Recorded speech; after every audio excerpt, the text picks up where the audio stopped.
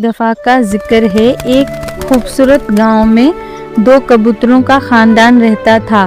ان کا گھر ایک بڑے پرانے پیپل کے درخت کے مضبوط شاخ پر بنا ہوا تھا جو گاؤں کے بیچوں بیچ ایک پہاڑی پر تھا۔ کبوتر کا نام نوری تھا اور کبوتر کا نام رمیش تھا۔ ان کے 2 بچے تھے جن کا نام پویا اور چمنی تھا۔ وہ سب ایک ساتھ خوشگوار زندگی گزار رہے تھے۔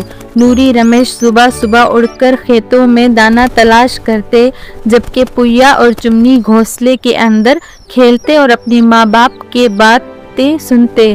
شام کو سب اکٹھے واپس آتے، پیپل کے درخت کی چھاؤں میں آرام کرتے اور چمکتے ہوئے ستاروں کو دیکھتے۔ ان کا گھر واقعی بہت پیارا تھا اور محفوظ تھا۔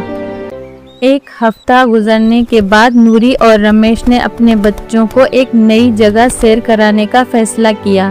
وہ سب ایک نرم صبح کے وقت پیپل کے درخت سے اڑ کر ایک کھلے کھیتوں کے پار ایک خوبصورت ندی کے کنارے پہنچے۔ وہاں ایک چمکدار سبز درخت پر ایک طوطا بیٹھا تھا جس کے پنکھ نیلے، سرخ اور زرد رنگ کے تھے۔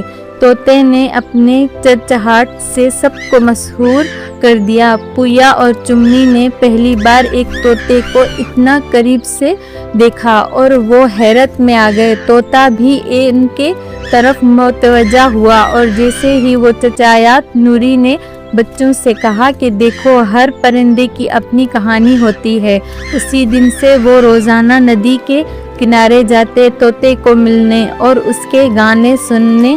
ایک دن طوطا ان کے ساتھ ایک چھوٹا سا سبق بھی شیئر کرنے لگا کہ وہ ہمیشہ آزادی سے خواب دیکھے اور ہر دن ایک نئی پرواز کا موقع ہے۔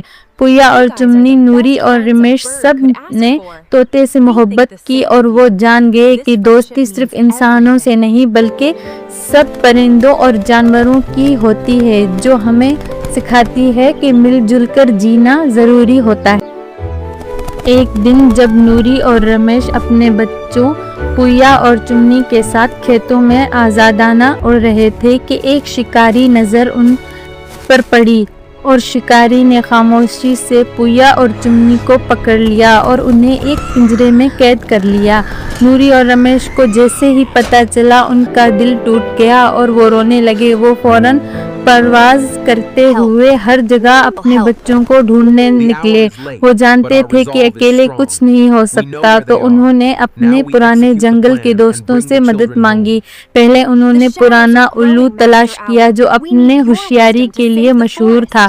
پھر عقاب آیا جس نے دور تک دیکھنے کی صلاحیت دی۔ سب جانور مل کر ایک پلان بنا رہے تھے کیسے وہ شکاری تک پہنچیں گے۔ آخر کار عقاب نے شکاری کے خیمے کی نشاندہی کی اور نوری اور رمیش نے ہمت سے اسے فتح کیا۔